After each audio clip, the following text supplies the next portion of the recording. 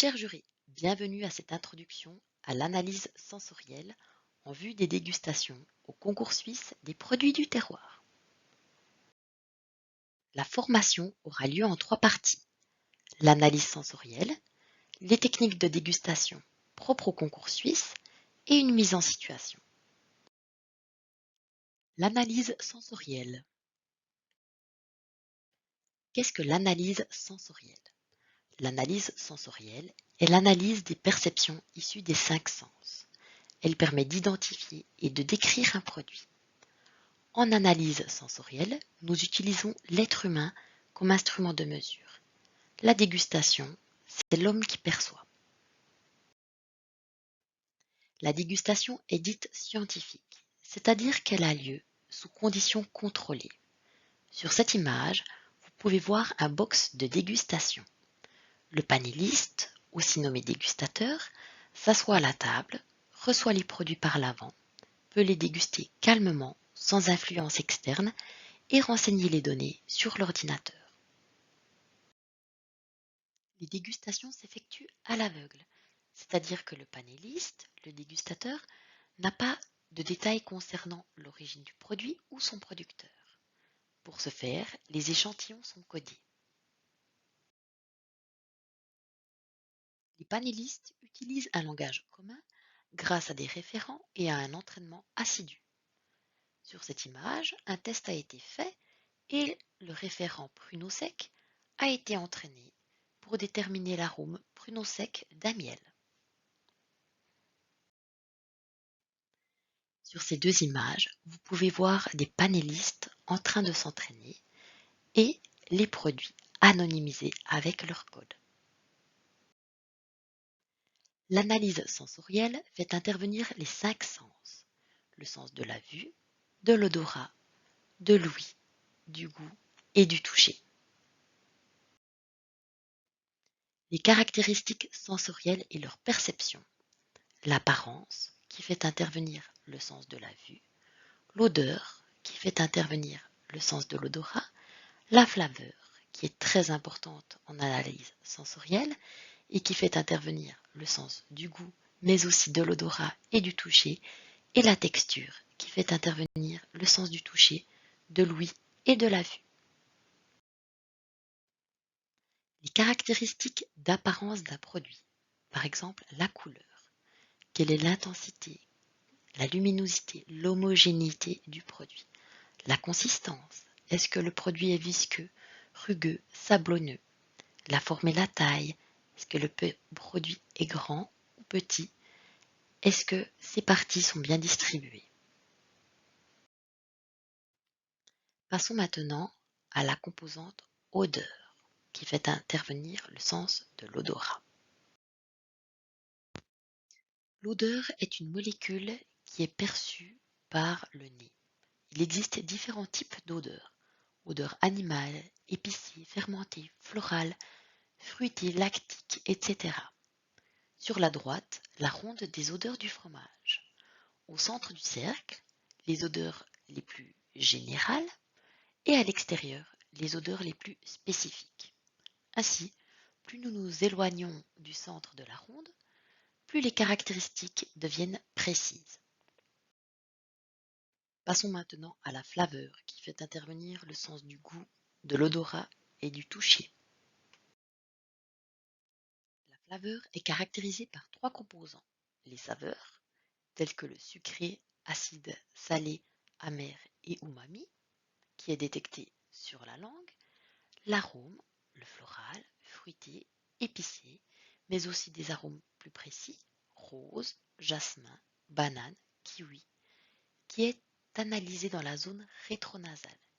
Et finalement, les sensations trigéminales en lien avec le toucher, qui sont le froid, le brûlant, le picotement ou l'astringence d'un vin rouge. Qu'est-ce qu'un arôme?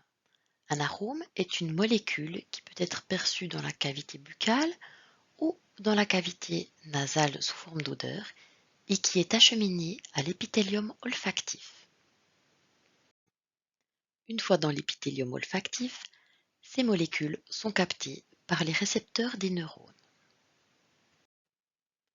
Les neurones transmettent l'information au bulbe olfactif qui va transmettre l'information au cerveau.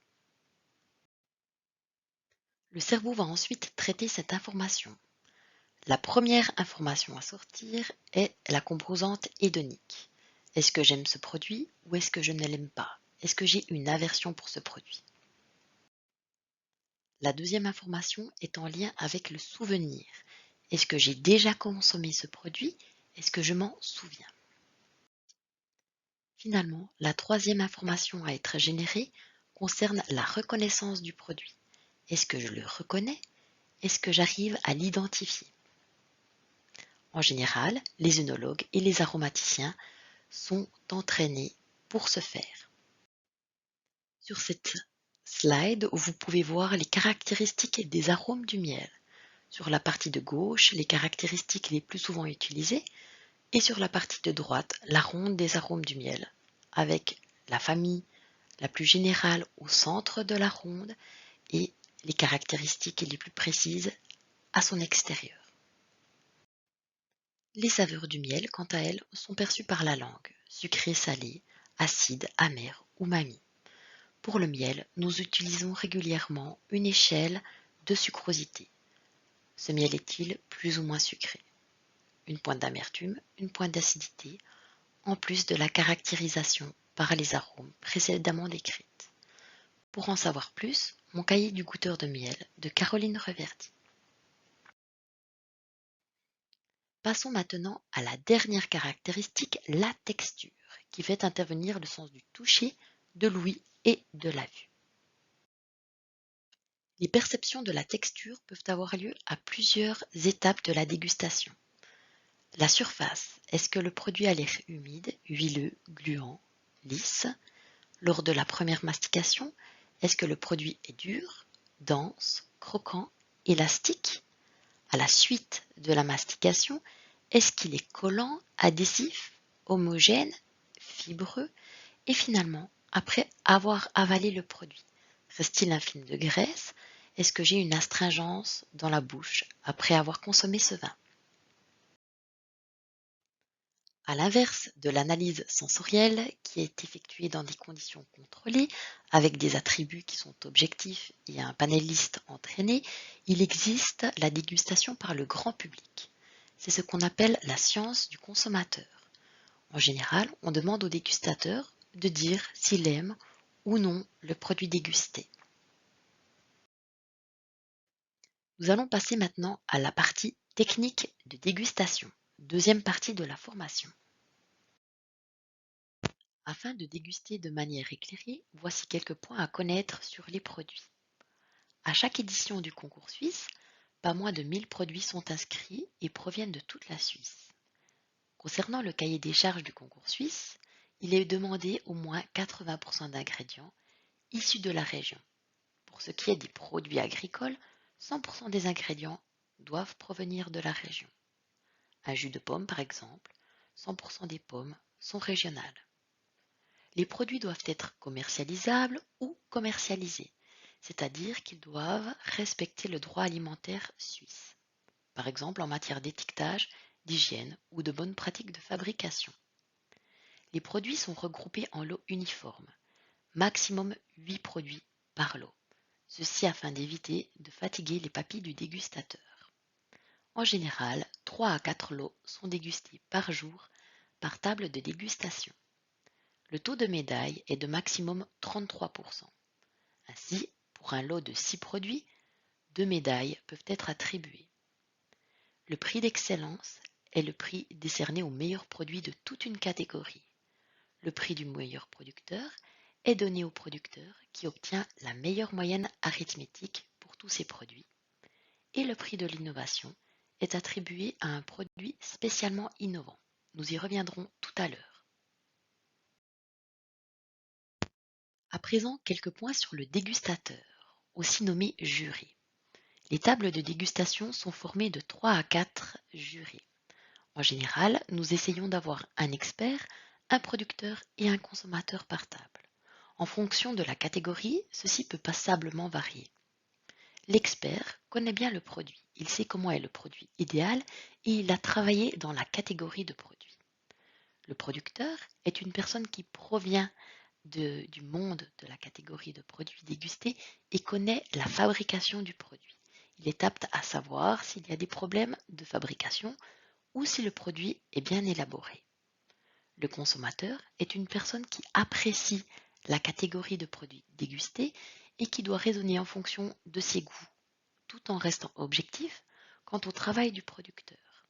Par exemple, vous n'aimez pas le cumin, mais vous recevez un fromage qui en contient. Essayez de rester objectif par rapport à cet ingrédient en mettant en valeur le reste du fromage. Le dégustateur sait apprécier les produits de tradition qui sont liés au patrimoine culinaire suisse. Il est aussi cependant ouvert aux innovations et arrive à les apprécier dans un contexte régional. Par exemple, vous recevez un sirop de gingembre qui est fait avec du gingembre suisse. Vous êtes sensible à l'utilisation de gingembre suisse et à sa production sur le territoire suisse. Passons maintenant à l'appréciation des produits lors du concours. L'objectif du dégustateur est certes de juger un produit, mais aussi de valoriser et respecter le travail d'un producteur. Ainsi, si vous trouvez le produit très bon, n'hésitez pas à valoriser le produit et donner des commentaires motivants au producteur. Si le produit est lacunaire, donnez des commentaires qui soient respectueux et constructifs. Ne dénigrez jamais le travail du producteur. Votre objectif est aussi d'aider un producteur à améliorer son produit. L'évaluation se fait en deux phases. La phase analytique, dont nous avons parlé dans la première partie de la présentation, l'évaluation à l'œil, au nez et en bouche, et la phase hédonique, l'appréciation du produit. Est-ce que j'aime ou non ce produit? Est-ce que c'est un coup de cœur? Aidez-vous des schémas de dégustation et si besoin, de l'avis du président pour noter vos produits et formuler les commentaires. Voici un exemple d'un schéma d'évaluation. Le schéma d'évaluation du fromage à pâte persillée. Sur la partie de gauche, à l'œil, au nez, en bouche, l'évaluation analytique du produit. Sur la partie de droite, l'évaluation hédonique. Aidez-vous des commentaires et des points pour chaque attribut afin de noter votre produit au mieux. Pour chaque produit, vous allez utiliser une fiche d'évaluation individuelle, c'est-à-dire que vous allez noter points et commentaires suite à votre évaluation personnelle de chaque produit. Renseignez tous les champs remarques par un commentaire. Si un produit est considéré comme innovant, spécifiez-le en bas de page en cochant la case adéquate. Suite à l'évaluation individuelle des produits du lot, vous allez effectuer l'évaluation consensuelle, c'est-à-dire que vous allez mettre en commun vos évaluations individuelles au sein de la table. La prise de décision finale s'effectue par consensus. Ainsi, nous ne faisons pas la moyenne des points et des commentaires, mais chacun se mettra d'accord sur le nombre de points à donner par attribut et le commentaire final. En cas de désaccord, faites appel au président du jury. Les commentaires sont obligatoires pour chaque attribut, ainsi que pour le commentaire final de synthèse. Le secrétaire de table reporte ensuite l'évaluation consensuelle dans l'ordinateur sur le système ECMT. Attention, dans le système, tous les champs doivent être renseignés pour pouvoir passer à la note du produit suivant. L'attribution des médailles au produit. Le nombre de médailles est limité à 33% par lot de produits, comme décrit précédemment. Ainsi, pour un lot de 6 produits, 2 médailles sont autorisées. En cas de coup de cœur, vous avez la possibilité de demander une médaille bonus. Ainsi, si vous trouvez que 3 produits sont extraordinaires sur ce lot de 6 produits, demandez l'aval du président du jury pour attribuer cette médaille supplémentaire. Le nombre de médailles est attribué en fonction des points donnés au produit. De 19 à 20 points, le produit reçoit une médaille d'or. À 18 points, le produit a une médaille d'argent et à 17 points, une médaille de bronze. Avec 20 points, le produit est automatiquement nominé pour le prix d'excellence. Le prix de l'innovation est un prix qui a pour objectif de valoriser les innovations alimentaires sur le territoire suisse. Un prix est décerné à un produit, toutes catégories confondues.